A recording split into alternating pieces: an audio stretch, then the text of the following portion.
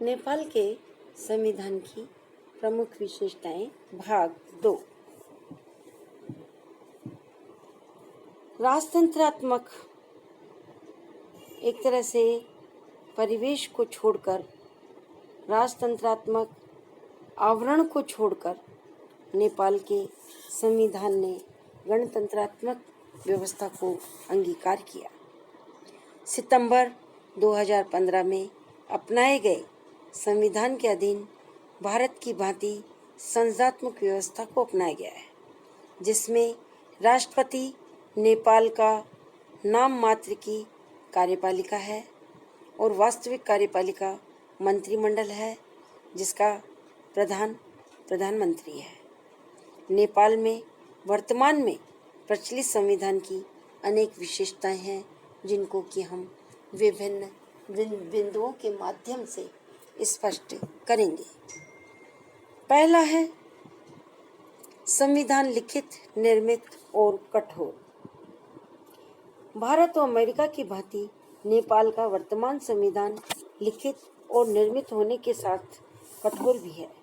जैसा कि पहले बताया जा चुका है कि संविधान के निर्माण के उद्देश्य से सन 2008 में 601 सदस्यीय प्रथम संविधान सभा का निर्वाचन किया गया, जो निर्धारित अवधि में संविधान निर्माण नहीं कर सकी। इसकी अवधि 1 वर्ष के लिए बढ़ाई भी गई, लेकिन उसके पश्चात भी इस संविधान सभा ने संविधान का निर्माण नहीं किया।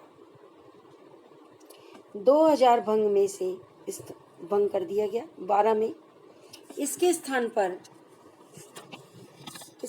पर फिर नई संविधान सभा का बनाया गया, जिसने लिखित संविधान के दस्तावेज के पक्ष में 106 सदस्यों में से 507 सदस्यों ने मत दिया।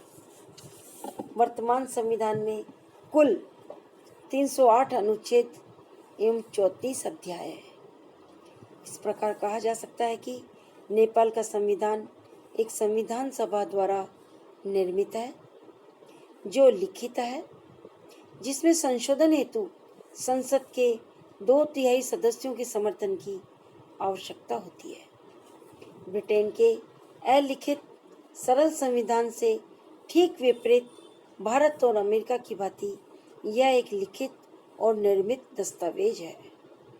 आगे चलकर नेपाल के संविधान का एक निश्चित समय पर निर्माण होने के पश्चात इस संविधान में समय और आवश्यकताओं के अनुसार संसद के व्यवस्थापन, संविधान के संशोधन, न्यायिक निर्णयों और चंद परंपराओं के निर्धारण के साथ इसके स्वरूप का निर्धारण होने की पूर्ण संभावना है, जैसा कि भारत और अमेरिका में होता रहा है।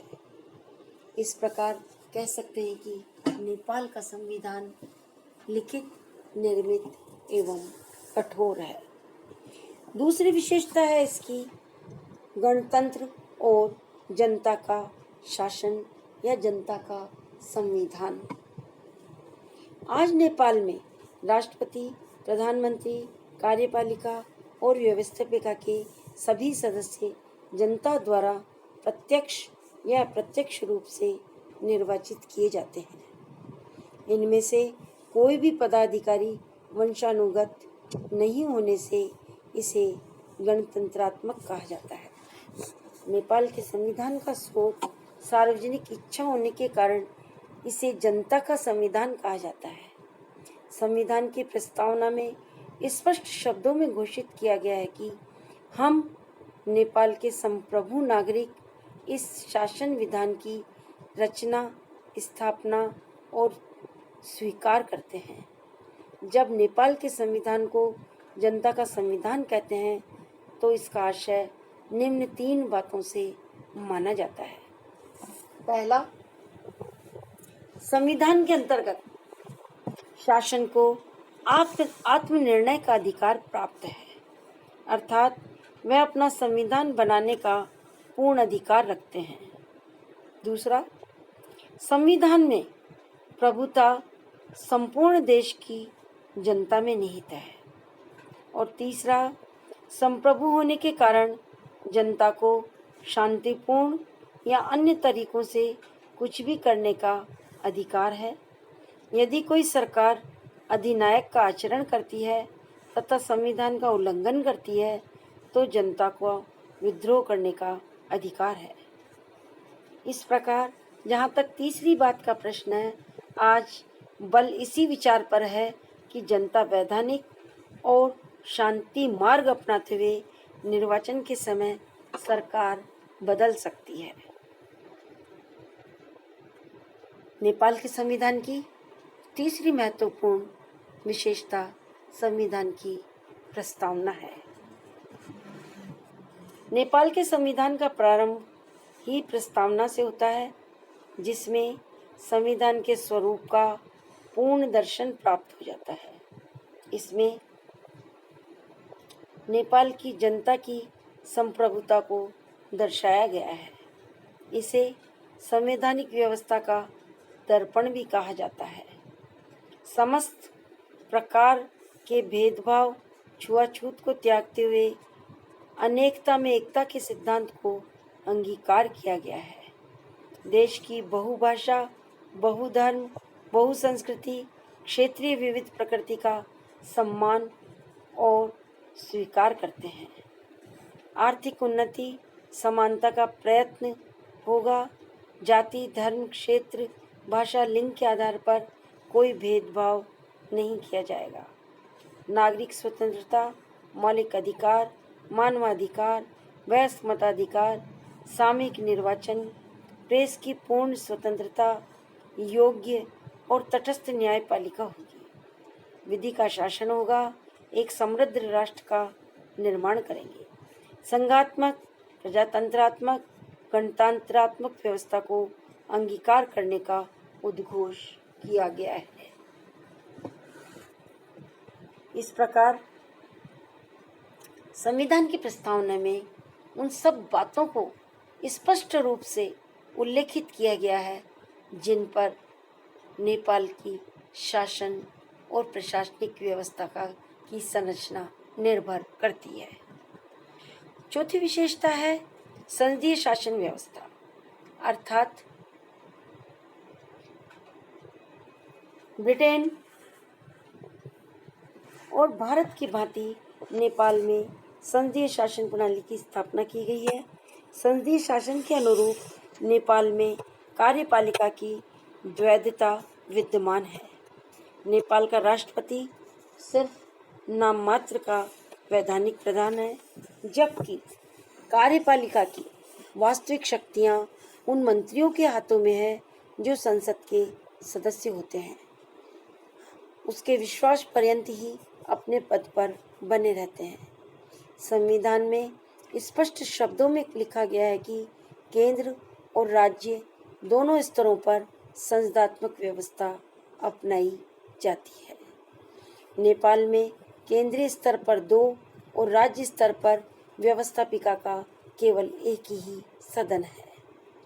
वहाँ कार्यपालिका और व्यवस्थापिका में घनिष्ठ संबंध है।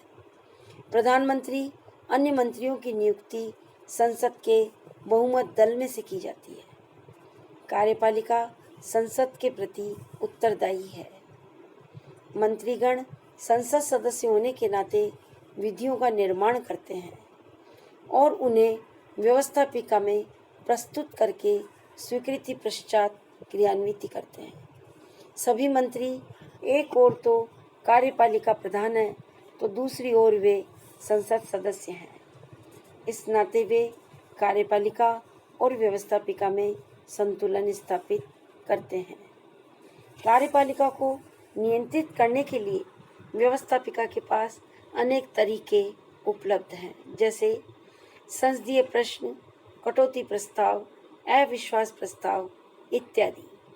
मंत्रिमंडल संसद के विश्वास पर्यंत पदासीन रहता है। संसद के विश्वास खो देने पर या तो विरोधी दल वैकल्पिक सरकार बनाता है या संसद के निम्न सदन को भंग कर नए निर्वाचन करवाए जाते हैं और फिर बहुमत दल द्वारा मंत्रिमंडल का निर्माण किया जाता है। इस प्रकार कार्यपालिका और व्यवस्थापिका में एकता के मूल तत्व सदा बने रहते हैं। कार्यपालिका के कार्यकाल की अनिश्चितता, व्यवस्थापिका में अनिश्चितता तथा संघीय शासन प्रणाली की तीसरी विशेषता है। यही विशेषता आज नेपाल, ब्रिटेन और भारत में विद्यमान है। कार्यकाल इस कारण से अनिश्चित है क्योंकि संसद का विश्वास खोने पर कार्यपालिका अपदस्थ हो जाती है।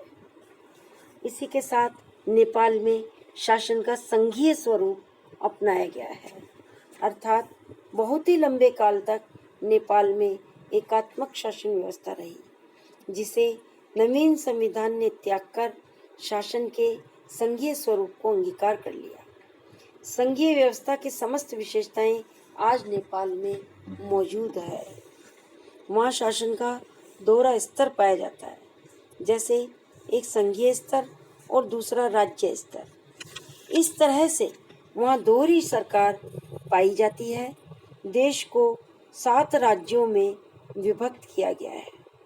राष्ट्रीय महत्व के विषय केंद्र या संघीय सरकार को सौंपे गए हैं और स्थानीय महत्व के विषय राज्यों को सौंपे गए हैं। संघीय व्यवस्था की एक प्रमुख विशेषता लिखित संविधान होती है। नेपाल में एक लिखित संविधान बनाया गया है ताकि केंद्र व राज्यों में कोई मतभेद नहीं हो और केंद्र और राज्य अपने अपने विषय में संप्रभु रहें। स्वतंत्र, तटस्थ, निष्पक्ष न्यायपालिका संघीय न्यायपालिका की प्रमुख विशेषता होती है। तो नेपाल में एक सर्वोच्च न्यायालय का गठन किया गया है ताकि नागरिकों के अधिकारों की रक्षा हो सके और संविधान के प्रावधानों पर मतभेद होने पर यह न्यायपालिका या यह सर्वोच्च न्यायालय संविधान की व्याख्या कर सके। 2 या 2 से अधिक राज्यों या केंद्र व राज्यों के मध्य मतभेद होने पर सर्वोच्च न्यायालय मध्यस्थता का कार्य करता है। केंद्रीय संसद में सभी राज्यों को, चाहे वह छोटा है या बड़ा, समान प्रतिनिधित्व प्रदान किया गया है। संविधान संशोधन में राज्यों को भूमिका प्रदान की गई है।